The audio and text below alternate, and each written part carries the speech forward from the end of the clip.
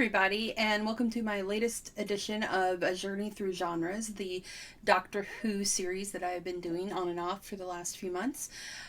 This episode, we're going to talk about The Deadly Assassin, and the reason I am bringing this one up is not only is it one of the best Tom Bakers, but I have a feeling that we may be seeing some instances of what happened in The Deadly Assassin in this weekend's forthcoming Doctor Who with Peter Capaldi, Heaven Sent, which has the Doctor literally by himself, apparently, for 99% of the episode.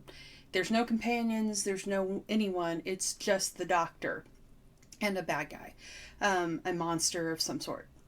So, The Deadly Assassin also kind of goes along with my theory that Doctor Who predates a lot of things that a lot of people know of today, but the Doctor did it first, and that is The Matrix. Everyone's going to be like, oh, the Wachowski brothers movie. Oh, well, no.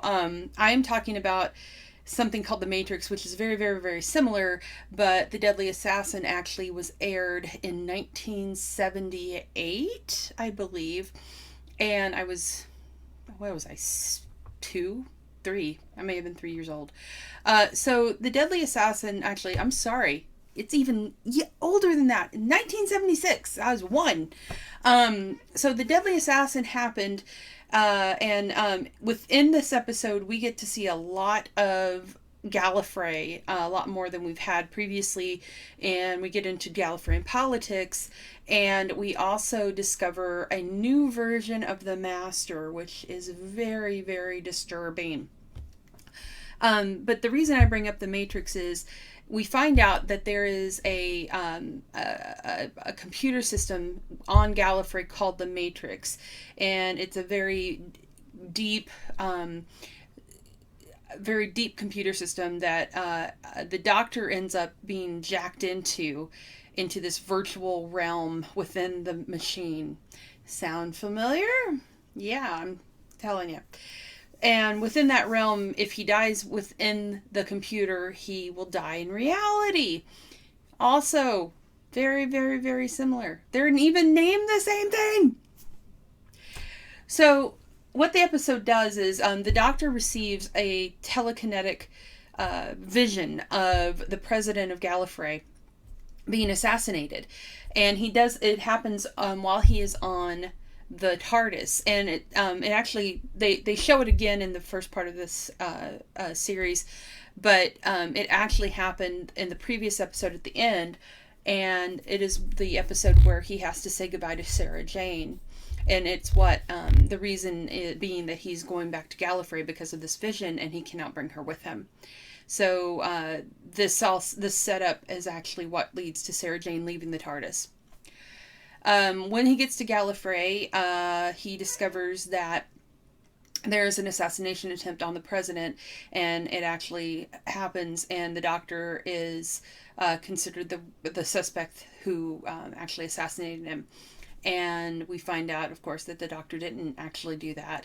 And it turns out that it was, in fact, the Master who set this all up, and he actually sent to the Doctor the telekinetic message from the Matrix to bring him back to Gallifrey. And as the episode goes on, you find out that there's power plays in struggle, and then you also find out some things about Rassilon and the Eye of Harmony, which is what powers Gallifrey and what it is, and it's a dying black hole of a star that is able to power the planet. And it's what gives the Time Lords all of their power. And you find out that the articles of clothing, like the sash of Rassilon and the scepter, are the control mechanisms for this. And so that is the whole point of the Master, who the Doctor finally sees in his just viscous, gross, looks like a walking skeleton, just nasty, awesome looking creature. And the reason he's there is he's at the end of his life. He does not look like Roger Delgado at all. He looks gross and nasty and bug-eyed, and it's a really cool version of the Master, and it's very iconic.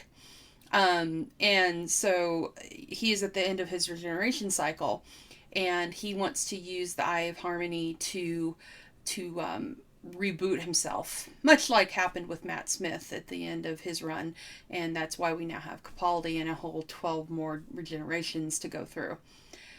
So only he was allowed that. He didn't try to steal it and blow up Gallifrey, which is what would have happened. And what ends up occurring in this is the Doctor goes into the Matrix to find out what's going on, find out who is doing this, and of course that's how he finds out it's the Master, and the Master is being helped by another Time Lord that's part of the leadership of Gallifrey, and they of course try to stop him, and the Master, they do stop him, but not before he destroys part of the city and does some damage, and then of course he gets away because he's the Master, and that follows on. I think the next time we see him, I may be wrong about this, but I think it's when he shows up with Anthony Ainley and the I'm blanking on the name. That's where we meet Nyssa. I think that's the next time we see him. But it's one of the coolest episodes, and like I said, it's the reason I'm bringing this up, not just because of the whole Matrix thing, because it did predate it by 30 years or something, is the fact that in this episode it's just the Doctor. Of course he's got other characters, not like what's going to be happening this weekend, but it's a doctor centric episode, and you see him go into the Matrix, and it's just really, really cool, just surrealistic, and also it's kind of neat because in this he runs into a very strikingly similar to have you seen My Mummy guy, because you got the gas mask guy walking around. I don't know if that had something to do with like if gas masks were a thing because of, I don't know, Pink Floyd or something. But it was really creepy within the Matrix, and he has to confront all these horrific, weird things that the Master's throwing at him within there. And it's just a really, really amazing episode. It's one of my favorite Tom Bakers. And he, of course, the thing that all the fangirls out there remember from this episode is the shirt. Yes, there it is. The shirt is beautiful, and it's puffy and sexy, and it's Tom Baker and boots and pants and the shirt. And yes, it actually, there was a movement dubbing it the shirt. But of course, like I said, the Master in this, and there he is, and he just looks, he's just nasty. Is a very cool death-like creature in this. He looks like death, and it's just a really cool take on the character. I really love it. So that is why you guys should go find Deadly Assassin and give it a watch before Saturday and before you see Heaven Sent, because I really have a gut feeling that he is within the Matrix in there. I think they're bringing it back, and there's some Time Lord connotations going on. We got the reason to think that is because of Gallifrey. We've already been told he's going to Gallifrey. So this is a good one for you to brush up on and just enjoy Tom Baker in, and see what some really great myth behind Gallifrey, because it's a really good Time Lord episode, and I very much enjoy it. And like I said, it predates. They completely took that idea, and there's the Matrix movies aren't the only ones to have done this, but this being jacked into a computer, and that whole myth of the Matrix and being able, you die within the computer. I think this was one of the first ones to really do that on screen, especially on television. So definitely check it out. I don't believe it's available anymore on DVD where you can buy it easily. You can go on eBay and find it. I'm sure it's floating around online. But check it out. And here is a fan-made trailer for it, which has been, they dubbed it the creepy trailer, which is really really fitting, and they use some really great music applied to it, and it gives you a vibe for the episode.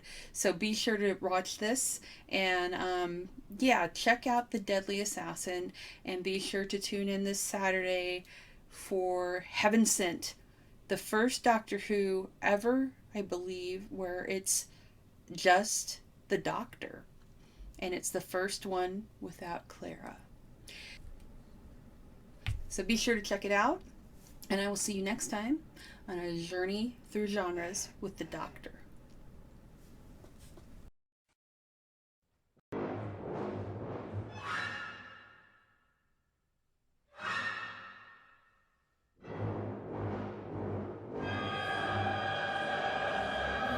I must see them. Doctor, die, chained to something. Yes, and I must destroy the Time Lord.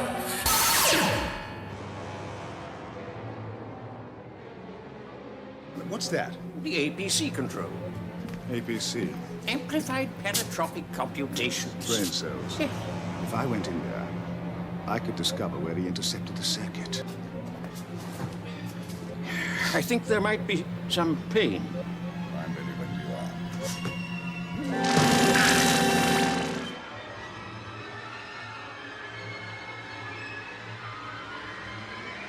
Predictable as ever, Doctor.